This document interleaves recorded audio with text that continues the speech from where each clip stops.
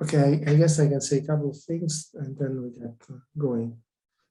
So welcome those of you who are already here to this colloquium, and we will have another event in 2021. We are organizing it, we are defining some details. It's going to be devoted to theoretical chemistry, and our guest will be Laura Gagliardi of the University of Chicago. Most likely we will continue online for this next colloquium. And then in January, we may turn to physics. We are defining the details, and maybe we'll get back to the ordinary organization in presence, but we will decide in due time according to how the pandemic develops. So thank you for being here, and I will let the director introduce briefly our guest. Okay. And of course, thanks, Professor Reidun, for being with us. A pleasure. Thank you very much, Augusto, for organizing also this talk. It's a pleasure to introduce Reidun Twarock to this meeting, to this event. And she's a professor of mathematical biology in the University of York, and she received already many distinctions during her career. In particular, I would like to emphasize the gold medal she got 3 years ago at the Institute of Mathematics and its Applications. She also has been speaking in distinguished lectures besides the one of the Scuola Normale today. Particularly, I was impressed by the Ladisenskaya lecture in Leipzig in 2012. And also, she has been the first female mathematician to deliver the Plancherel lecture in Freiburg 10 years ago. She will introduce us to a fascinating topic, at least for mathematicians and biologists, how we can use mathematical tools to uncover the formation of capsids, which eventually might turn into the discovery also weapons, if I understand well, to fight against these enemies. So it will be a pleasure to attend their talk. Thank you. Thank you so much for the introduction. Let me share my slides. So it's a great pleasure to be here today and to talk to you about viruses. Obviously, viruses don't need much introduction in the current times, but I hope I can still convince you that there's a lot of exciting questions around, both for mathematicians, also for physicists, bioinformaticians, and biologists. And actually, being a mathematician, I still work very much on the interface. My position here in York is a joint appointment between the Department of Mathematics and Biology, and I always make sure that the mathematics is interesting for the mathematician, but the questions are also relevant for the biologist and the biochemist and biophysicist. So I hope in this talk I can show you how all these different strands of my activities interweave. And everything is informed by viral geometry and the models of viral geometry. Now, to bring everybody on the same page, I've got a couple of slides to define the objects we are going to look at in this talk.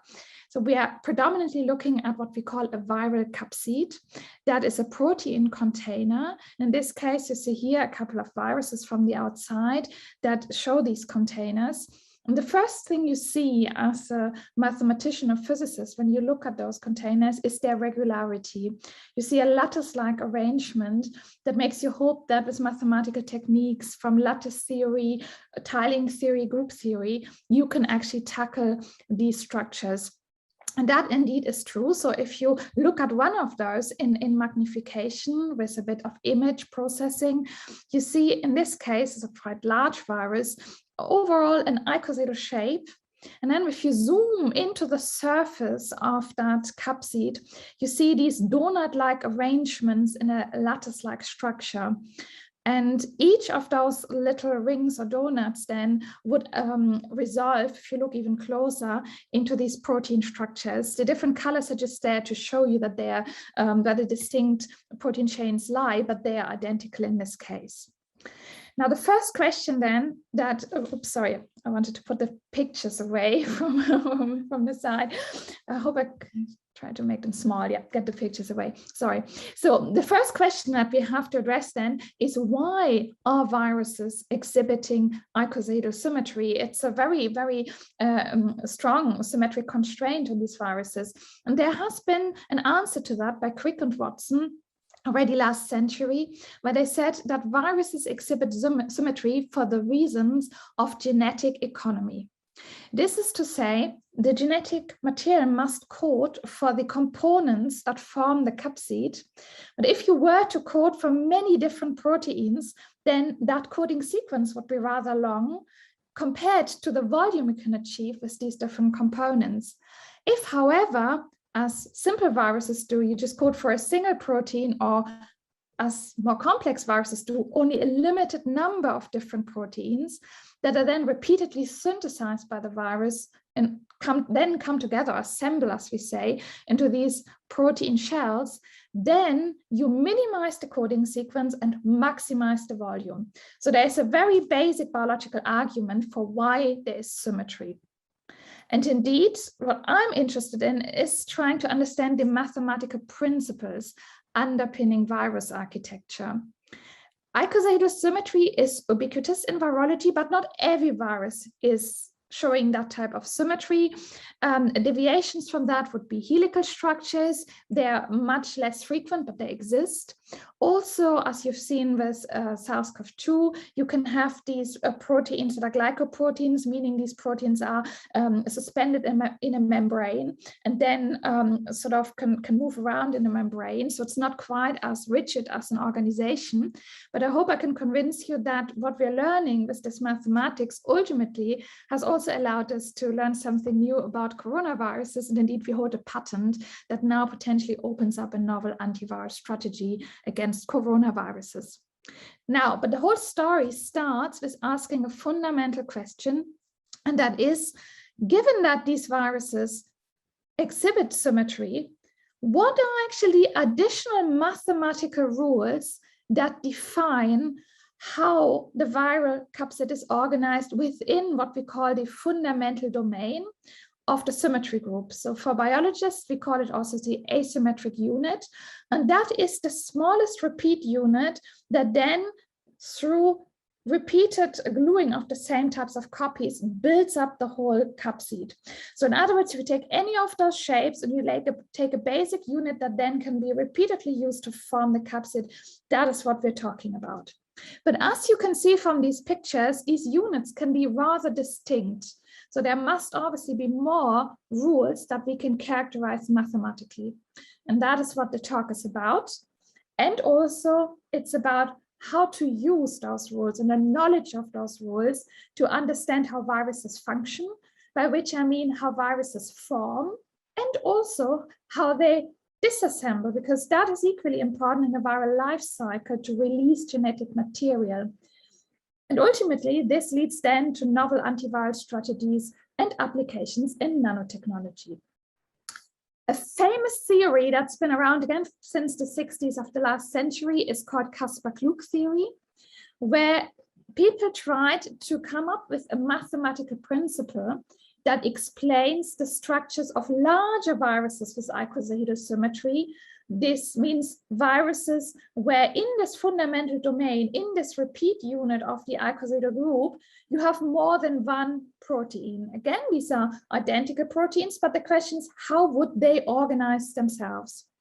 And the basic assumption that Caspar and Klug made is that of quasi-equivalence, meaning that if you look locally in the capsid shell and look how these proteins interact with neighboring proteins, then they hypothesize, because these are identical protein units, they would do similar interactions. So locally, you should be able to describe this as lattice positions. And with that hypothesis in mind, they came up with a very important famous theory, which is also known as T-number theory or triangulation number theory, or quasi-equivalence theory, but it's due to Caspar and Klug, where they did the following exercise. the simplest lattice you can imagine that you could form from basic building blocks would be a hexagonal lattice. Now assume you want to create an icosahedral shape that around which you're wrapping this hexagonal lattice without gaps or overlaps.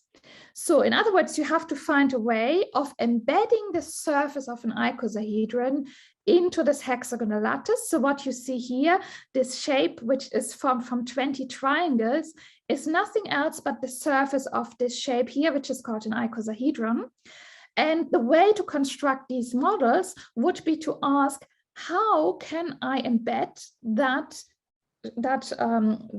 shape with the 20 triangles, allowing for rotations or stretchings, make them larger, such that at the end of the day, I've got still equilateral triangles, because then I can map them on these faces, and such that the vertices of these triangles, so the corners, are meeting hexagonal midpoints, because only then you guarantee that you are getting no gaps and overlap when you're trying to wrap the whole thing up.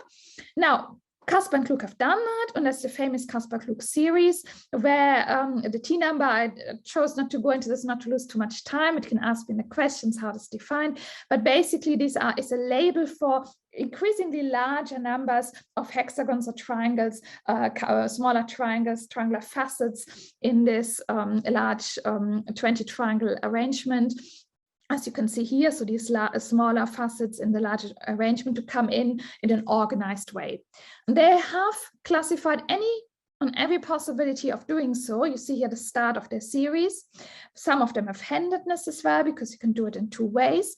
And the way they interpret these structures is to say proteins will then be located in these corners, if you wish, of these triangular facets. So these triangulations, or if you rather think of the hexagonal lattice, that's fine. These hexagons pinpoint clusters of proteins that come together in a regular way.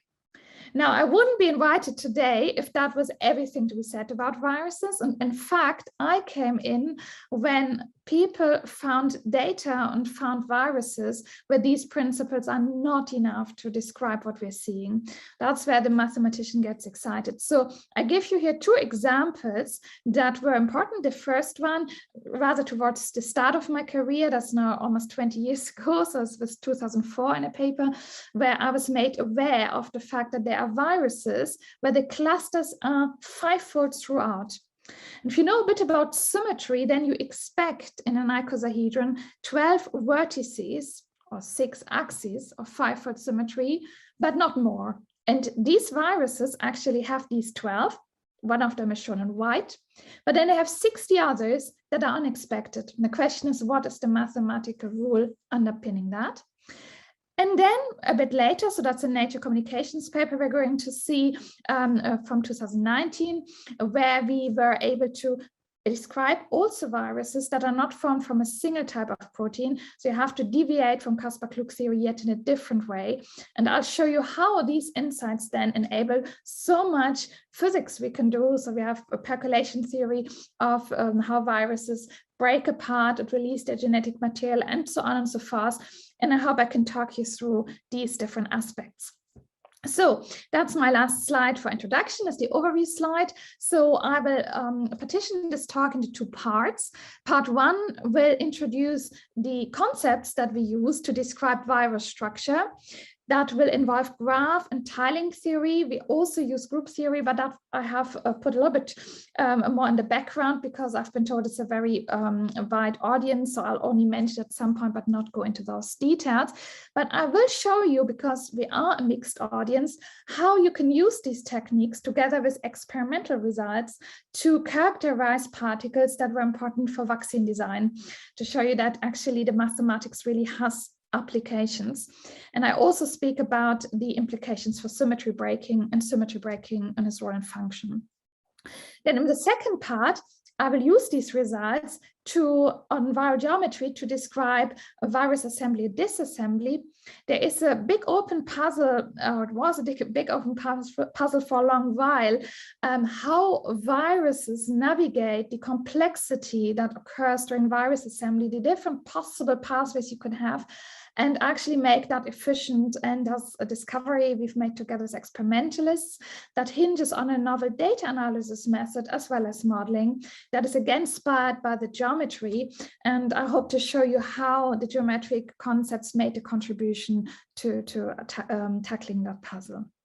So part one, so let us focus first on that first example of a deviation from Caspar Klug theory. So I've already described that. That is the cancer-causing papilloma viruses are one example of viruses that exhibit this behavior. Now, I'm coming from a mathematical physics background, so I've been familiar with Penrose tilings and the organization of these tilings. They have something in common with this situation here. So remember, in Kaspakluk theory, people wanted to wrap surface lattices around the icosahedral surface, but actually there is no lattice you can really use in this case, because you have these local 5-fold symmetries, and these are not compatible with lattice arrangement. This is called a non-crystallographic symmetry, because you cannot take the pentagon and make many copies and glue them to each other without gaps to create a lattice-like arrangement. But mathematically, you can do something very similar. You can get a structure that has long-range orders. It's very well defined where all the units, the vertices, the shapes sit, but it's non-periodic. So I cannot take any subset here and just glue multiple copies to itself. It doesn't work in this case. And indeed, it was known in physics. Shechtman discovered that with his team in '84, and indeed later on got the Nobel Prize for that, that there are physical structures that exhibit these patterns. These are called quasi crystals. And if you look in diffraction patterns, you see this forbidden symmetry. And actually had quite a lot of trouble publishing this at that time, because everybody said, periodic order is not compatible with a non-crystallographic symmetry. But what people overlooked at the time, even though that's true, it is still compatible with long-range order, and that's the key. Now, again, because I've promised that that will be a wider talk, I cannot go into the details of the mathematics too much, other than saying that people have ways of describing these structures, the Penrose tilings, for instance, by importing that structure via projection from a lattice in a high-dimensional space that shares the same symmetry.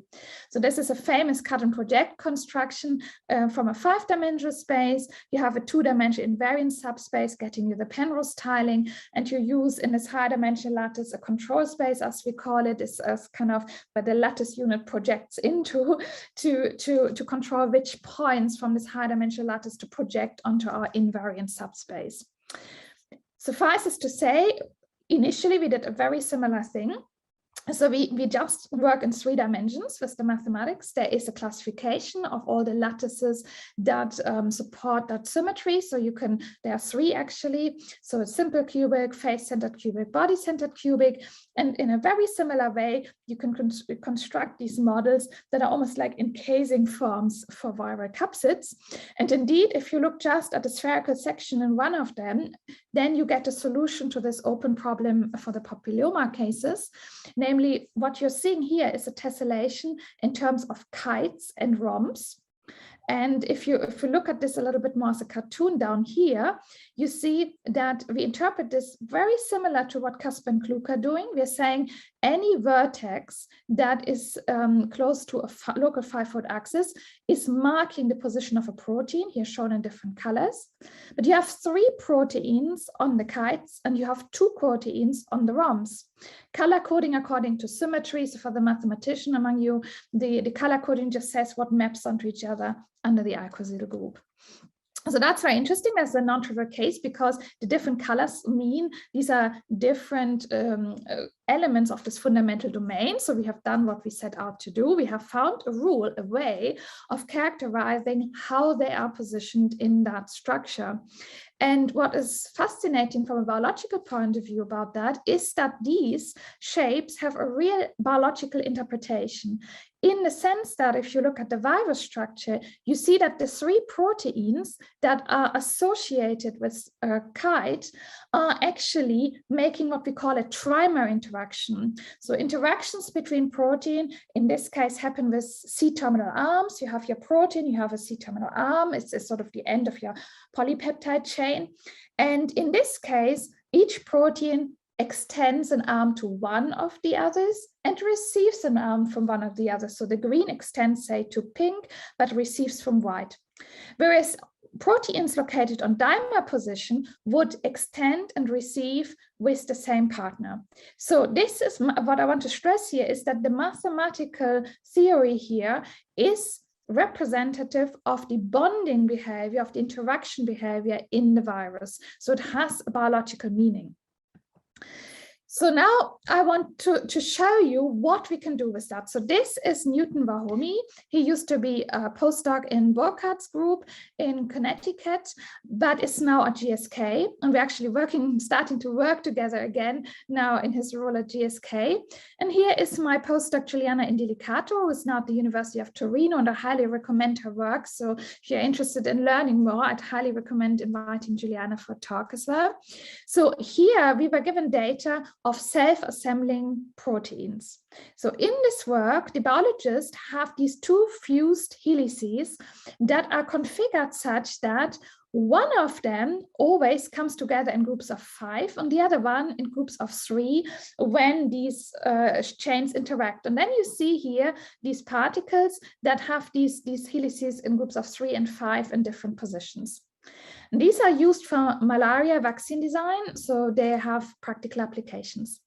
Now, at that time, our colleagues there did mass spectrometry, so they get information, mass to charge ratio, and what they can conclude from that is, according to these different peaks they see in the experiment, they can extract how many building blocks. So a chain is a single building block consistent of 1 blue and 1 green chain. Helix, sorry, the chain is the group of a blue and a green together, it's 1 chain. So they can count the numbers of chains they've got. But what they can't do here is to say how they are sitting and what geometrical shapes they would take on. So here is where tiling theory can help.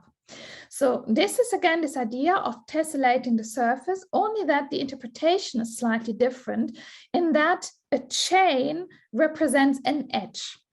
And now, because we have 1 chain liking to come together with the other chains of the same type, and this one with all the other green ones, you have basically, as a mathematician, a tessellation where you have a bipartite graph. So you have basically every black vertex has on the other end of an edge a white vertex, and so on. And then there is also a mathematical reason to say it must be coming from rhombs and hexagons. That's to do with the interactions they do. So then you can ask the question, what kind of structures can we find? And again, I'm cutting a very long story short. It's less trivial than you think. But we found a way of mapping them onto fullerene cages and using a classification for fullerene cages and coming back from there. So it's a combinatorial construction. It would be like 20 minutes to explain it all. Ask me if you want to know, but it's basically what I want you to take away. There is a way of using mathematical classification of fullerenes if you find a way of bringing this in. And indeed, we've then been able to construct these surface tessellations that then our experimental collaborators can interpret. So these are the models that they then construct on the basis of these tilings that we give them. So that's the way we work together with them. And I want to point out that from a mathematical point of view, the tessellation that corresponds to this particle, that's the main particle they use for applications, is very similar to these papillomavirus cages and these organizations that we've discussed earlier in this talk. So it's basically showing how you can use this in applications. But I've mentioned another puzzling feature, and that is when you look at these larger viruses, you very often don't have just 1 single protein. You have a small number of different proteins, and they have potentially very different sizes. And we wanted to understand what the rules are for the construction of these. So that's together with a colleague of mine, Anthony Luca, we worked together and published this in 2019. So here, the idea is to revisit Kaspakluk theory and understand what the biological reasons were for the hexagonal lattice geometry. So if you think you have one single type of protein building block, as you do for smaller viruses, then the assumption of Caspar Klug is they should occupy the same types of lattice positions. However, when you have these different types of proteins, you still want proteins of the same species to form a local symmetry. So this is why you want lattices that have locally building blocks that have local symmetries, like you see here. So you have these 12-fold rings, or you have hexagons and triangles, octahedral. So sorry, octahedral not here. So you have here's hexagon again, and we have a four-fold symmetry. So you have these different types of symmetries. And now the question then is, which of them permit that same construction that I described earlier in detail, which is to take the surface of an icosahedron and embed it into these structures. And you will find out it's not possible for all of these. So first of all, I should say the Archimedean lattices are the only ones that are uniform tilings. That means they have the same vertex configuration everywhere across the lattice. And that is again making sense from a biological point of view, because you expect these different types of species to interact in the same way all across the lattice. There's no reason to assume, unless there is another structure involved or another protein involved, that they would do anything else somewhere else, because locally proteins don't know where they are, they just see the local environment. So you assume that they do the same thing locally. Then that means mathematically, Kepler tells us already these are the only ones. So then you start from there and do this classification. So that's what we've done. And you can show that that gives rise to 4 series. The first one is the Kaspakluk series. So that's again doing the Kaspakluk construction on a hexagon lattice. But then you get these 3 other types of series. And what's really exciting for us is that this answers quite a lot of biological problems. So number one, when you think about the evolution of viruses on longer timescales, then there is this question how larger geometries have evolved from smaller ones. There are some big size steps between them. So you wonder what would be the intermediate geometries.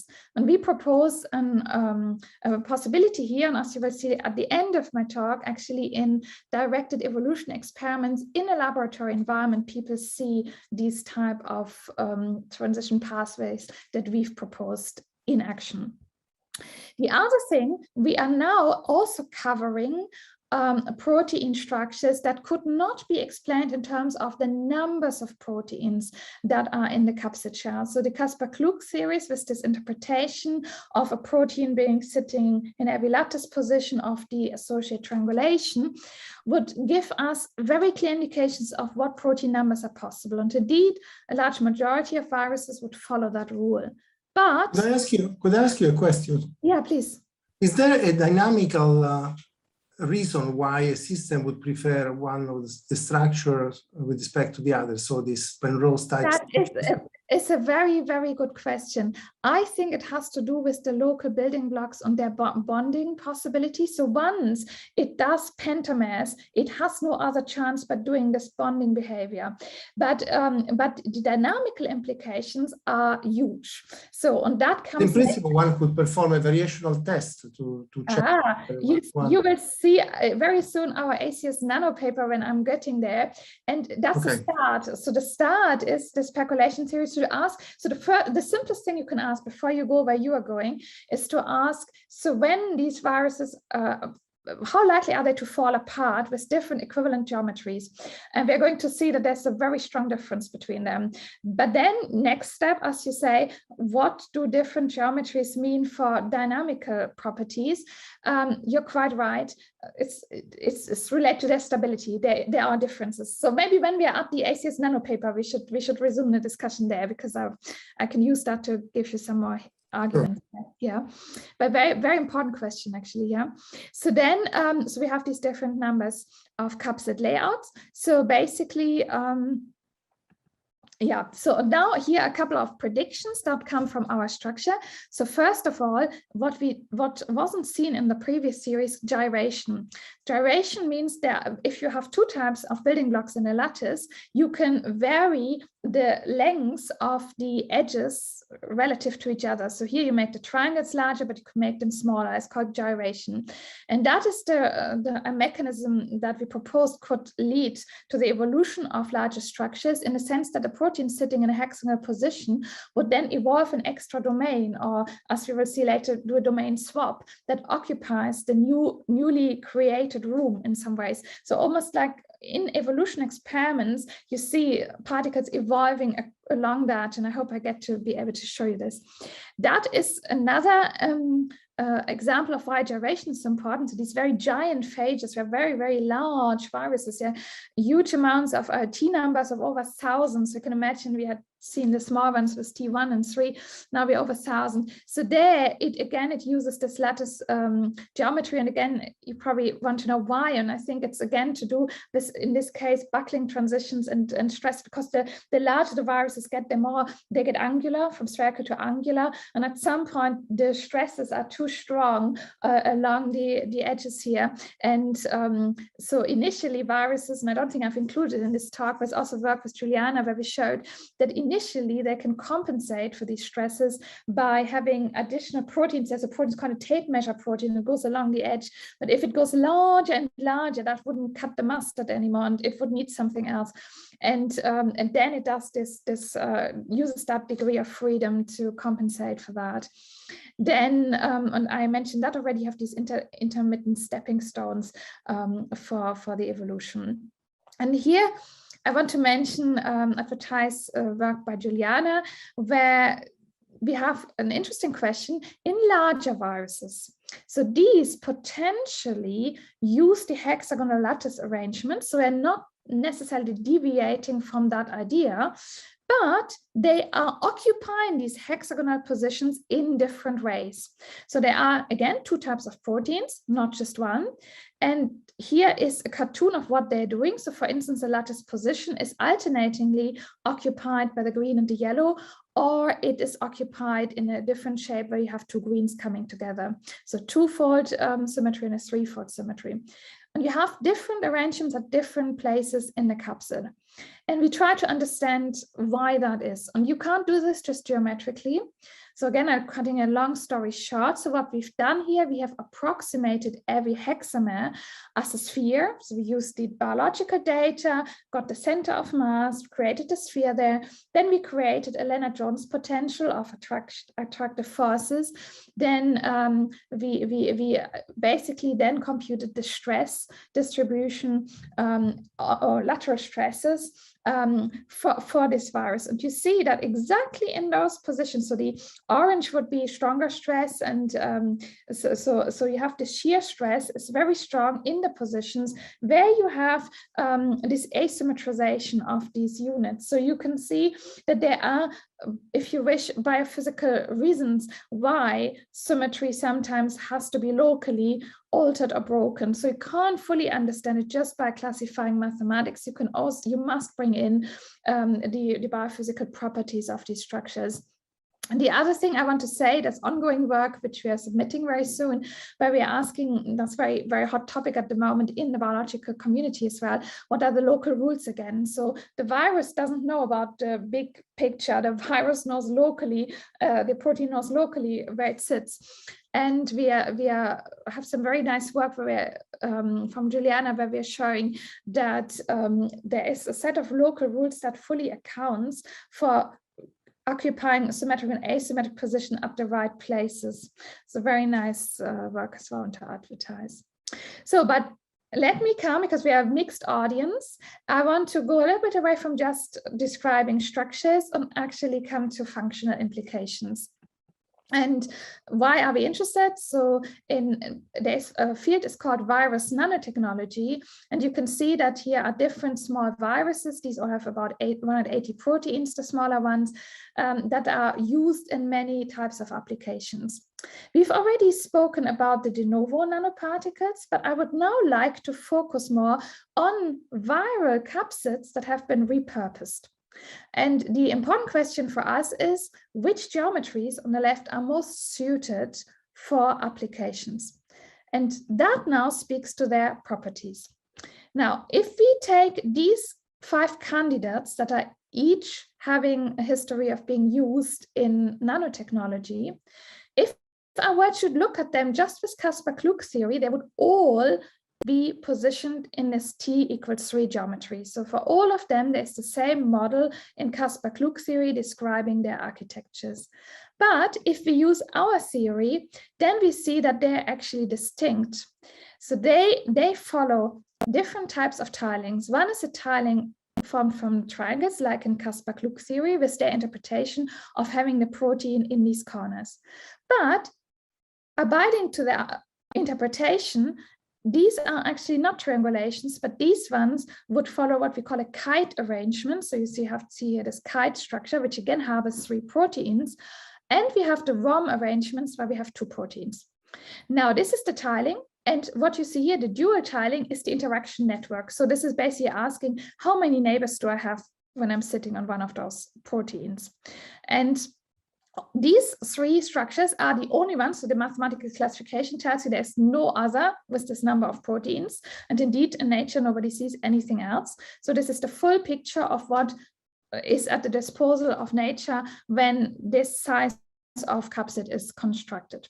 So therefore, this is work with Nicolas Brunk, and it's been this summer published in ACS Nano. We're coming to this question: what do different geometries mean for, say, in this case, disassembly, which is important for genome release? Now, each of them shares a property with one other. So for instance, the triangular tiling have 60 tiles, and the kite tilings have 60 kites, so the same number of building blocks. But the interaction pattern here is different. So here it's 3 coordinate, here's 4 coordinated. Now, the ROM tiling sits in between. It has 2 proteins per building block, and indeed in solution, they would be sitting apart on their own. So there are 90 building blocks, but they are 4 coordinated like the kite tiling. So what you can do here is a simulation where you take each and every one of those units. And then what you're plotting is the following. On the x-axis, you're asking how many units have I removed out of the total. And the reason why we work fractional and not by absolute numbers is because we want to compare them, and 90 is bigger than 60, so we must do it fractionally to make it comparable. So we do this on the x-axis, and the y-axis is simply asking when this amount has been removed, how many disconnected components do we have? We're not counting a single unit that's been taken out as a disconnected component, so just disconnected components after removal. And you see these dashed lines, they are actually telling me for different geometries where this lies. So how much did I need to remove in order for this to fragment into 2 disconnected units, so when it falls apart basically. And you see already quite interestingly that these are very, very different for the different geometries. We call it a fragmentation threshold.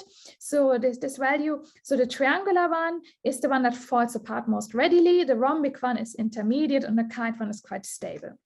Now that already tells us quite a lot of interesting things about biology, because when you go to larger viruses, you don't see very many of these triangular ones anymore. You see more of the rhombic ones. So perhaps a large demand for stability there. You also don't see many of these kite tilings. They're extremely rare. It's been very, very hard to find examples at all for this. So, and perhaps this is because they're so stable that there is a problem with the release of the genetic material.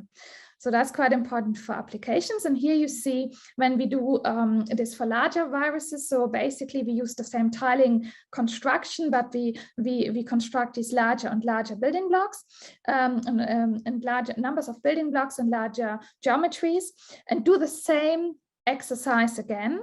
Then you see down here that the trend prevails in the sense that we have only one data point for the kite, because we know there aren't any examples for larger ones. So we even though mathematically you could construct them, but they're not known. So we're comparing the rhomb and triangular tilings because we want to make a case for the fact that nature shifts towards rhombic tilings. And again, you can see this here. You see that the distinctive behavior that they have at low numbers is actually staying for the larger and larger capsids as well. So the phenomenon that stays, so the interpretation we're having here is correct for the larger viruses as well. So then I would slowly try to bring in the genetic material as well. So this is again one of these T=3 structures that we just looked at in the previous slides, but I'd like to amplify on that, and I'd like to use as an example work with an experimental group in Poland, Jonathan Heddle's team, because that again perhaps brings everybody on board who's just from the other disciplines as well. So this virus, if you look into the surface, you see these 90 rhombs, as we said, but if you look closer, you see that 60 of them are asymmetrized. They have this flip of an FG loop, which is held by a salt bridge here. And we have these symmetric configurations. And what's really interesting here is, and that's how we got in touch with Jonathan, he wanted to functionalize them for applications. The virus is used quite a lot for applications. So what they do, they insert into the protein sequence some additions, because there's a sort called a spy tag, and the spy catcher technology works such that then people can functionalize the outsides of the viruses by using that spy tag. Now, when they introduced the spy tag, however, they were puzzled because they suddenly didn't see only the native viral structure, which is the T3, but they saw a lot of other particle types, and the number of these particle types varied depending on the insert they had made. So then Jonathan talked to me, and because we worked a lot on that virus from a different point of view, we're going to see this a bit later in the talk, I had this insight or understanding of the fact that these two particle conformers, these dimer conformers, can actually be switched by interaction with genetic material. So this is an RNA stem loop. It's a secondary structure element from the genome. These letters are the nucleotides that form self-interactions here, and therefore form these shapes that then can interact with the symmetric form. And if you think about us as reactions, then this binding of this shape to the symmetric dimer promotes formation of the asymmetric dimer. Now in solution, you have both, and they interconvert, but the ratio is shifted as soon as these come into play. And indeed, if you look at assembly of those protein dimers in solution, they would take days, 2 days, so as opposed to hours when these stem loops are in the mix, and so the genome is there. So, however, Jonathan doesn't include the genetic material here, so we just use that understanding. And the idea that I had at that point was that in these different particle morphologies, we have the same number of pentagonal building blocks. So we have the same number of these flip loops, because these must sit around the 5s where geometrically the room is more sparse. So it's a geometric reason why this is needed. Otherwise there would be steric hindrance there. But they have different numbers of the symmetric ones. So in other words, if the spy tag impacts on that flip, but instead of promoting it, it hinders it, then you should see precisely what Jonathan and his team have seen, which means particle morphologies that have more of the symmetric dimers present. And indeed, with my postdoc Farzad Fateh in the team, we then set out to model this. So these are the different morphologies that our colleagues are seeing. Again, each has the same number of the asymmetric dimer, but different numbers of the CC dimer. And then we cooked up these models where you have this interconversion between CC and AB. And then we looked at geometrically where these different particle morphologies would differentiate. So up to a certain point, assembly would basically proceed the same way for all of them. But then, depending on whether you have more ABs or CCs, you would go along a different pathway. So you have these geometric pathways, which we call assembly graphs. So then these assembly graphs can be used together with Gillespie-tag algorithms that model basically all the reactions, assembly reactions in the system. And by doing so, we have cooked up a model. We wanted it to be predictive. So the only free parameter in this model is this interconversion rate, so this forward rate for this conversion.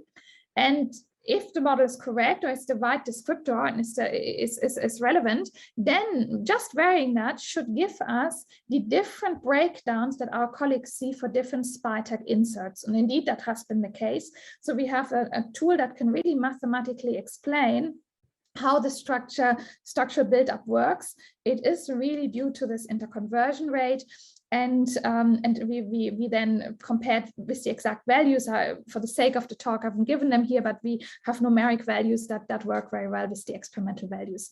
So basically, that validates indirectly this assumption that this interconversion is important here.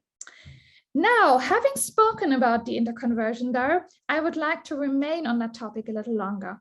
So this is again MS2 with this interconversion between the two units. But the question is, what exactly happens in the assembly of this virus? Because as we mentioned before, if you do not have this effect from the RNA switching the conformers between the different symmetric and asymmetric conformation, then assembly is rather slow. So we would like to understand in more depth what is going on here. So again, because I promised, due to the fact that it's not just a math audience, I will cut several PhD theses and a bunch of papers just into one figure. It's probably a car crash, but ask me if you want to know more. So maybe it's enough to say that you can, from a group theoretical point of view, understand how these vertex sets of these tilings are generated. And these vertices here, which are all related by an affine extended symmetry group, don't worry if it doesn't mean anything, then you get these 3D models that are encoded by group theory.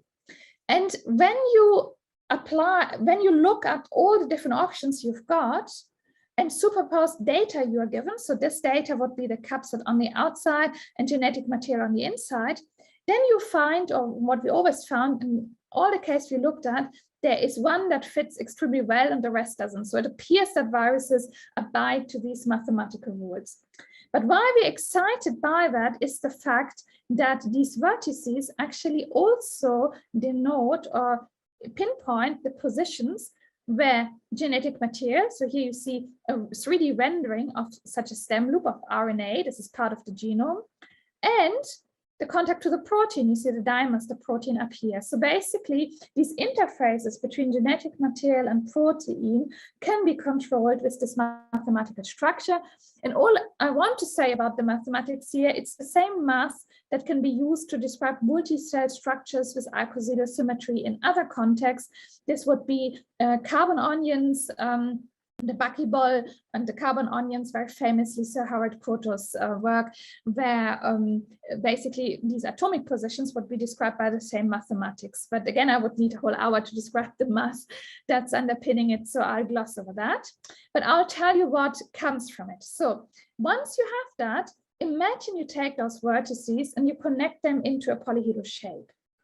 So this little polyhedron here is such that these vertices, its corners, are in the position, if you put it inside the virus, where these contacts are happening. So from a mathematical point of view, the question as to in which order contacts between genetic material and protein can take place can be translated into the question what type of Hamiltonian path you have on this polyhedron. It's called Hamiltonian path analysis. So all I would like to take away from this is that this mathematics gives you a way of interrogating different competing constraints on the organization of a genome inside a viral capsid. So what we've then done in this Hamiltonian path analysis is to take viral genomes, so the sequence of a genome. I show you here these little potential stem loops again. You see these are areas where bioinformatics tells you that is a potential site for such a stem loop. But there are, by bioinformatics, way too many. There are over 120 and you can maximum have 60, so clearly there are too many. But now you use these geometric constraint sets to read out which ones work together. So it's basically a mathematical bookkeeping device for which constraint works with which other one. And this Hamiltonian path analysis then led to the fact that we could interrogate the genome of this virus and identify other sites where the same switch could happen. Now, what's interesting, and I haven't got a specific slide on that, but I should probably mention that, these don't look identical. If these stem loops were to look identical, then you would be able to find them with a straight bioinformatics analysis, but they don't. They are almost needles in a haystack. And that's why the geometry is powerful here in helping you to identify them. So by doing so, what we've discovered, I tried to summarize what we've discovered together with our experimental collaborators, this very, as you can see, integrated work. When you have a viral sequence like so, then there are little sequence snippets. In this case, it's an AXXA, because you see the GGs vary, but the A's are always there. So you have a sequence motif that, when it is presented in the context of a stem loop, and you see the variation in the stem loop structure here, doesn't matter. When you have it presented there, then these packaging signals have affinity for capsid protein, for the code protein, these dimers that you've seen, and therefore promote the formation of these particles. So I should mention, this is my experimental collaborator, Peter Stockley. We have large-scale funding from the Wellcome Trust over many years and worked together for over 15 years as well. And it's really a very interdisciplinary endeavor. And I'm obviously showing you the emphasis on the theory that we've contributed, but there is equally as much experimental work that goes hand in glove with that.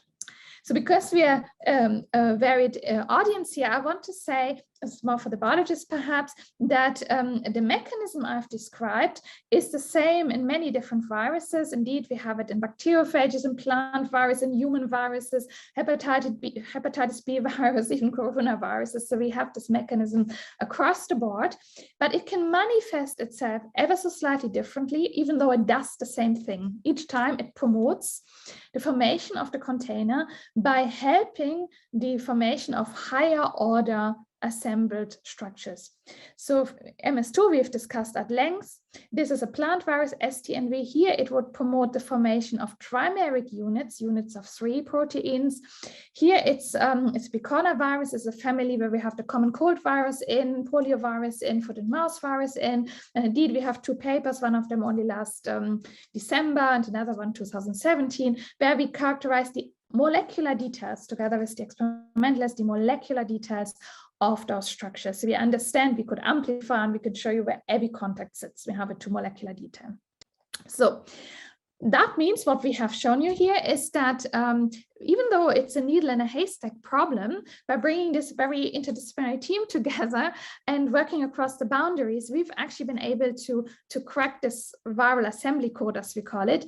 And we have uncovered these packaging signals in many viruses, including major viral pathogens. And indeed, we hold patents, and we are developing different technologies of exploiting that. But what I'd like to do at this point is to give you a bit more of an understanding of how this works and why there is this variation around the different packaging signals, because it might seem odd that a virus has this strong variation, but there's a reason for that, and you can see it through modeling. The question we want to address is very similar to a question known for protein folding, which is called Levinthal's paradox. So people were wondering, how on earth does a protein fold so efficiently, given all the many opportunities it has to undergo different folding reactions until it reaches the native state, which is its state down here. And the same problem occurs here. You have these building blocks, and they could come together in so many different ways. If you just compute all the combinatorial ways, they blow up with complexity of the virus very, very quickly. So what's going on? And here's a computational model that we've done that actually answers what's going on. And you can see this in a very simple model. So we just take 12 pentagonal units that can react with 12 packaging signals in a genome. And the color coding that you're going to see here is according to its affinity for capsid protein. So this one contains only 12 sites. We have reactions where it can bind and unbind. And if they are bound next to each other, they can actually, the proteins can interact and form an interaction and start building the shell, the protein shell around it.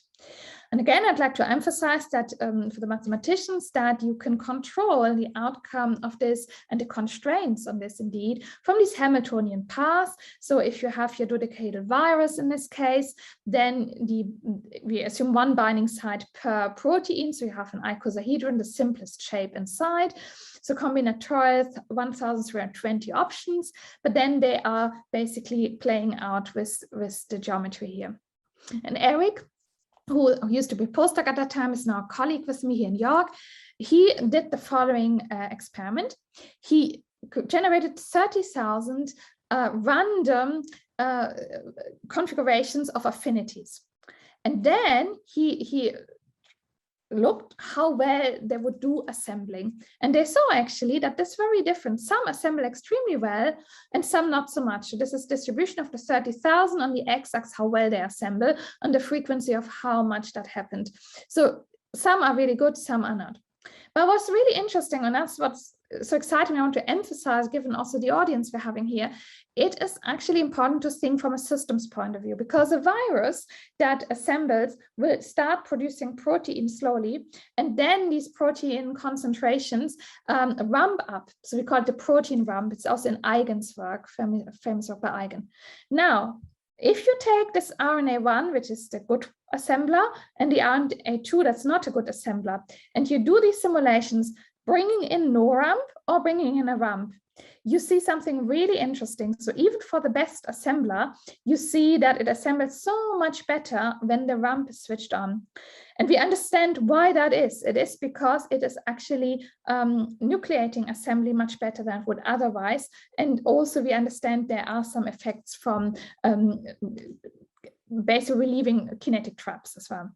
Whereas RNA2 has a lot of, even when the ramp is switched on, it has a lot of kinetic traps. It has a lot of assembly sites, competing sites that make the process less efficient. So what I want to say here is that geometry plays hand in glove with different distributions of packaging signal, now explaining why we need packaging signals that are distinct, why we can't have the same ones. And if we see it in the correct context, we see the phenomenon. We hypothesized that maybe for many years this phenomenon was overlooked because people traditionally in these experiments would put all aliquots of RNA and protein in a test tube at once, but then it masks that effect, as you can see here. But if you put only the amounts in that would really be produced in a viral infection, suddenly this effect is clear to see. So that was quite a step change for us. And again, for the mathematicians, you can use your Hamiltonian path ideas to quantify what's going on. In a nutshell, if you think that every path is a bookkeeping device for assembly pathways, so a way of building up a virus, then with the ramp and the correct distribution, you are using only a very small subset of distinct combinatorial options. So from the 1,230, what is Hamiltonian path, you can potentially have, I think it's 1,320 paths, you can potentially have only about 200 that are geometrically very related, actually would come to the fore with the correct distribution of affinities. So this now explains how this mechanism works. And I would like to finish the talk on the last paper, a science paper we had this summer with a group working on directed evolution, because it brings actually all the topics that I've covered in this talk beautifully under one umbrella again. So this is joint work with Don Hilvert's team at the ETH Zurich. These people do directed evolution experiments, meaning that they take proteins and that are encoded by their messenger RNAs, that they flank them by some additional RNA sequences, and basically let the system undergo evolution. So they evolve. So that means some errors are introduced through replication, and basically then look what assembles well.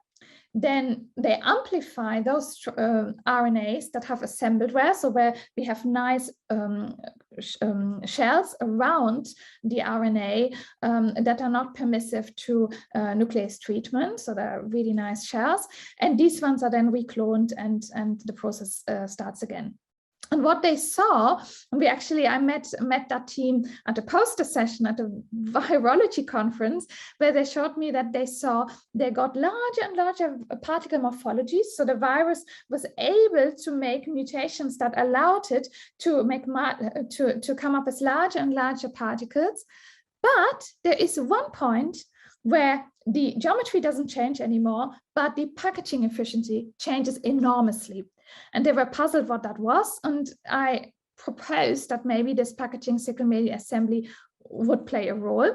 And indeed, so here I show you the particles, how they evolve. So you see in the earlier rounds of evolution, smaller particles with 120 to 180 subunits going larger and larger. You see that the particles become larger and larger. And indeed, what you see here, it's what we call a domain swap. So there is a little bit of a domain that swaps into another unit. And this is possible in these gyrated lattice architectures because you can basically accommodate more or less by playing with that geometric degree of freedom here. So that's being exploited here. But then the second question obviously is, here you see the data for how much RNA is in these particles at different rounds of evolution. So initially you see that there is not much package. The NC is for the nucleocapsid, so there's the messenger RNA of our protein, then some RNA from the plasmid, and then we have RNAs from the E. coli cell in which the experiment is taking place.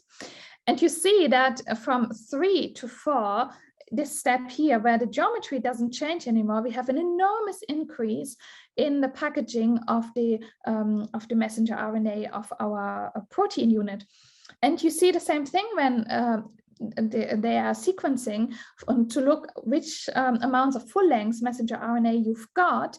Then you see that this, again, the step from 3 to 4 is enormous.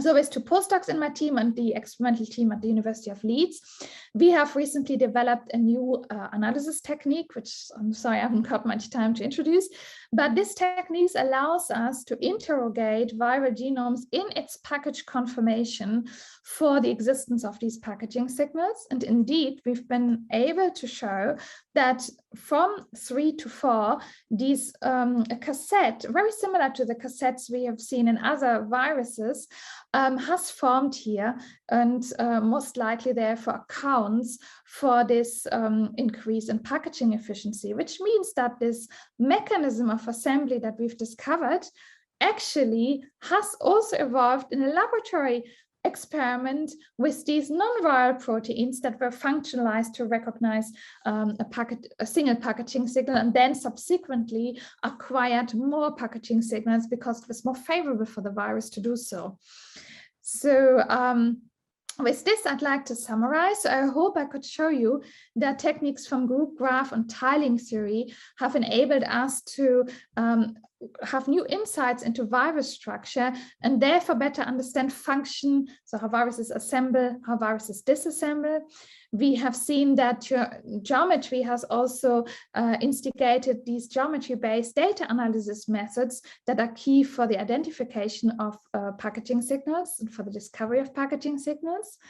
And finally, we are very, very heavily invested at the moment. We're working with industrial partners. We have a translation team here and translation funding to use all these insights in antivirus therapy and in nanotechnology in many different ways. And that's my thank you slide. So that's my team here in York, a wonderful team to work with. We are very interdisciplinary. So all of us have different strengths and come together and bring these different aspects, theoretical aspects together. The experimental work is done in Leeds. This is Peter Stockley's team, a couple of his postdocs named here, who are on our joint Wellcome Trust Investigator Award. And I've also mentioned colleagues whose work was mentioned along the way, here listed in case you want to look them up.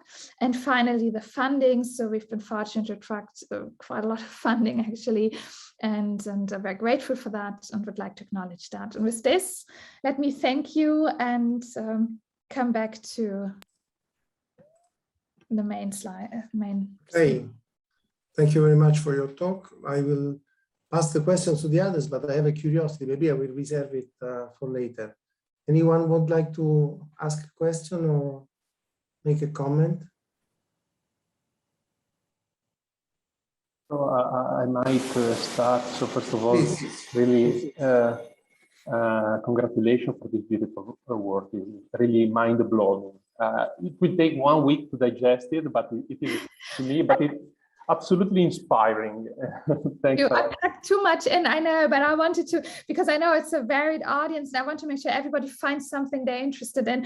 And I'm quite aware I glossed about quite a lot of papers here. So, yeah. But really inspirational. So I would like to start from a very, very naive question. So you show that the interplay between the genome structure and the viral capsid particle is very important to give the overall shape of the viral capsid.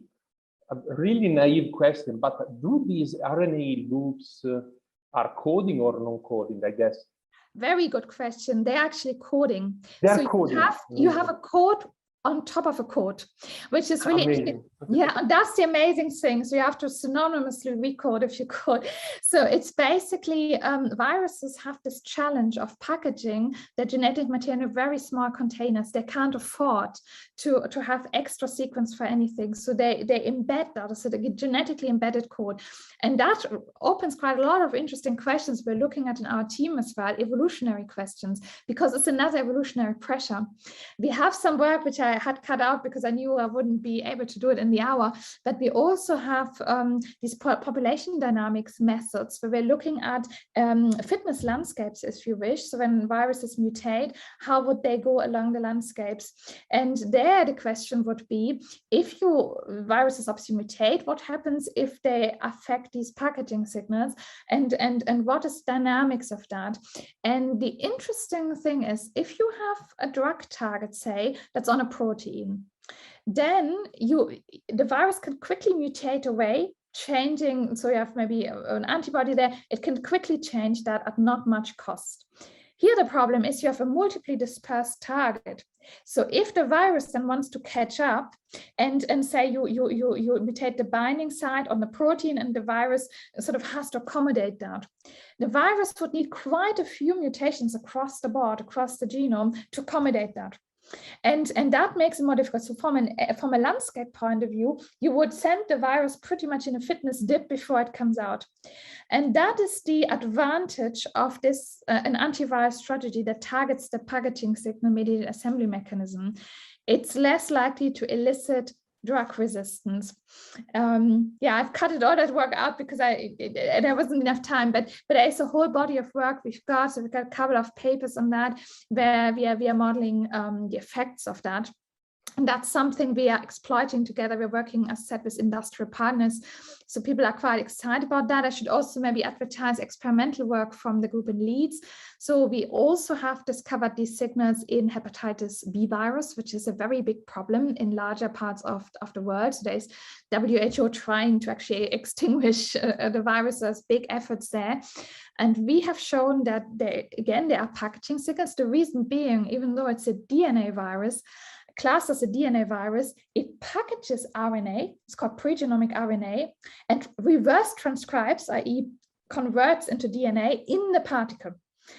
And that's already very interesting from a biological point of view. Why would a particle go at lengths to do this? But because it exploits the mechanism, and you couldn't do it as easily on a DNA. DNA has different persistence lengths, the biophysics changes, right? So it uses this niche of exploiting that mechanism, and therefore it pays the price of using pregenomic RNA. And so for this virus, we have actually with the NIH in Washington scanned for drugs that interrupt these contacts and could show that this really ablates assembly.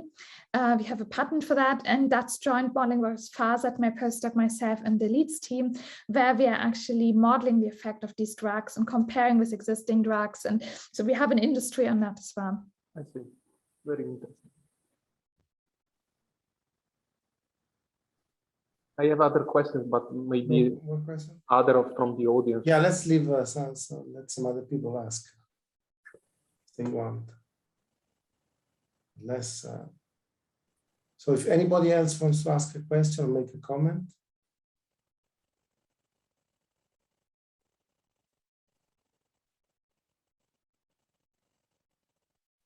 Then Francesco, you can ask another question if you want. And yeah, okay. So linking to the previous one, so and commenting on your latest beautiful work, where you evolved a viral-like capsid from a non-viral protein.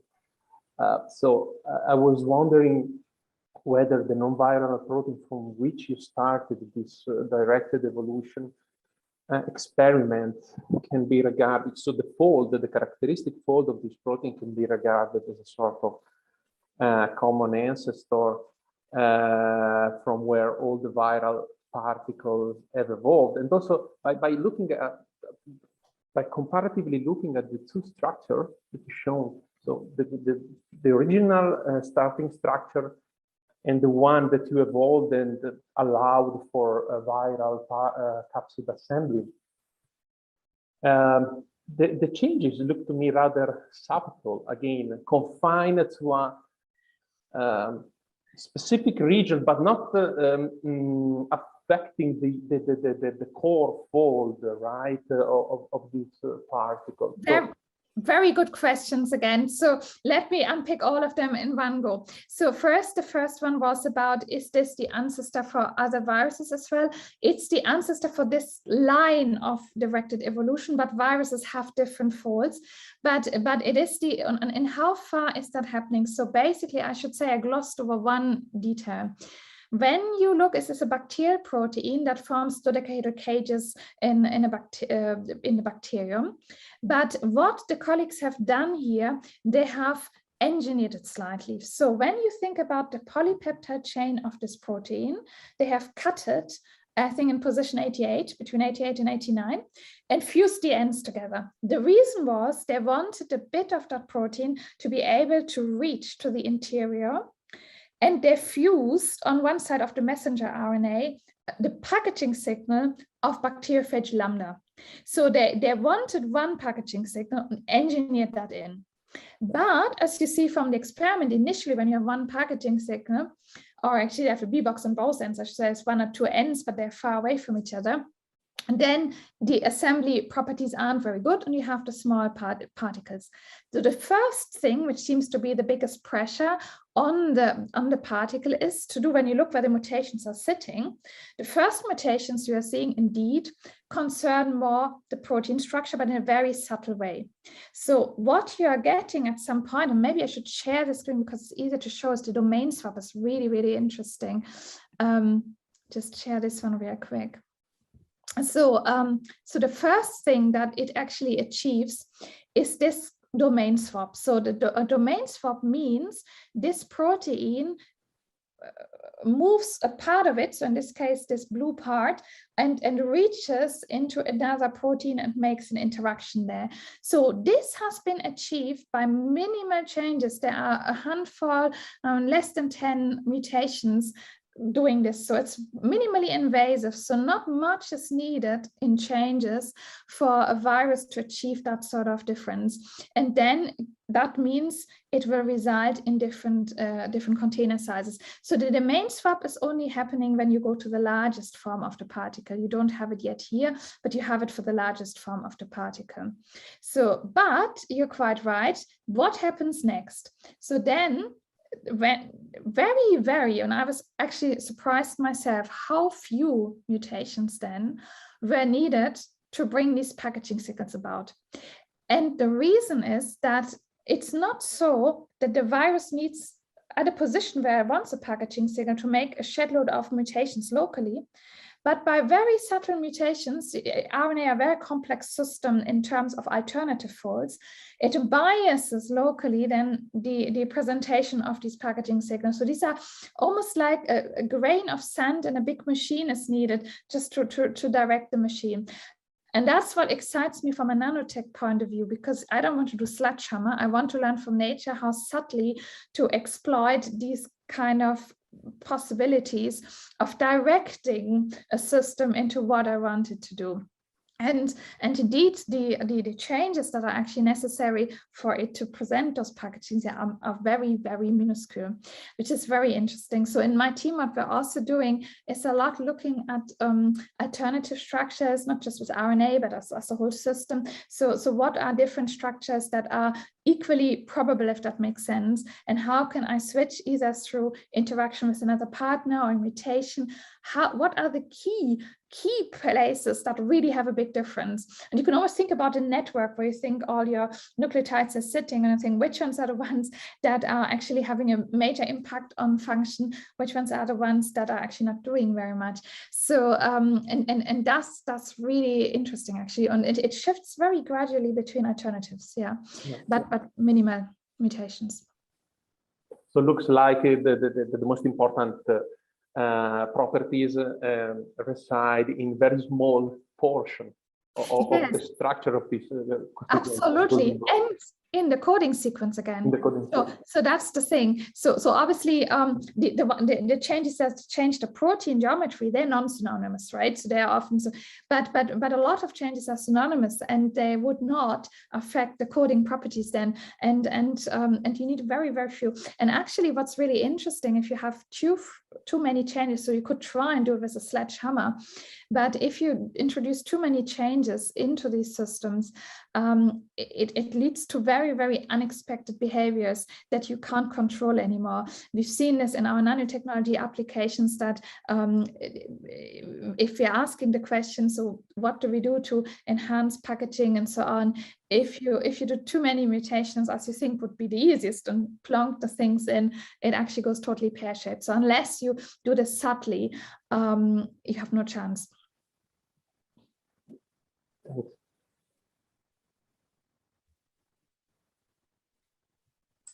I guess we had a bit of discussion. I have a curiosity, but maybe we can even stop now if people are tired or. Well, I'm here, so it's up to you guys. I mean, so my curiosity is the following: you talked about packaging, the building of complicated structures, but viruses would like to multiply essentially. They want to essentially duplicate. Yes. And in some sense. When you were talking about structures which were more difficult to fragment than others, like the rhombic structure compared to the triangular structure, in some sense, the fragmentation is also an important aspect, I would say, for the duplication. Am I correct? Or is it very good. You couldn't have more beautifully summarized our current welcome grant, which we hope to learn the outcome in December. So indeed, we have focused earlier on more on assembly, but through our nanotechnology work, we were actually forced to think about the end game, which is the disassembly and the release of the genome a bit more. And you're touching on a very important point here, because again, you could naively say, I want to enhance assembly, I want to ramp up assembly, in which case you could plonk in a lot of very strong signals, but then you get no release of the genome. So basically you have to engineer the system so that it is fit at different stages of the life cycle. And there come really interesting interplays between, again, geometry, but not just the geometry of the capsid shell, but the configuration of these packaging signals. And actually, as you probably can guess, you have to release these packaging signals in a strategic way at the right times.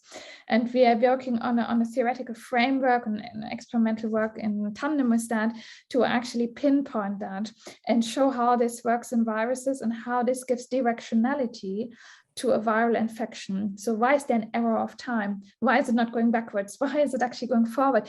And what we should not forget, these viruses are very simple creatures. There is not much machinery, especially in the small ones, that can set the time or do this. So it has all got to be encoded in these very, very few components we've got. And especially in a small virus, we're talking about a protein shell and the RNA packaged inside, and that has to know the whole timeline of things. And you're quite right. This release aspect and this this interplay of stability is absolutely critical, and that's part of what we're actively working on at the moment. Okay, so I guess if the director doesn't want to add anything, we can thank our speaker. And It was a pleasure to listen to you. I think the target was perfectly met, and so we really appreciate the effort that you made and the synthesis of so much work that you delivered to us. Thank you so much. It's been Thank a you great very much. Many thanks. The travel was easy. It was a great pleasure. Thank you so much. It's been really great to be You here. didn't have any travel problem because no delayed planes or trains. Exactly, no delays. And it's always refreshing, isn't it? so I think we should thank Zoom at some point because it's opening new avenues for scientific interactions that we complain about not being in presence, but there are other aspects of the story. It has good and bad points, and clearly the fact that you have a larger reach and you can do more of these events as well is really a plus. Yeah. Thank you very much. My big pleasure. Thank you so much. Thank you so much. Bye, everyone. Bye. Bye-bye. Bye.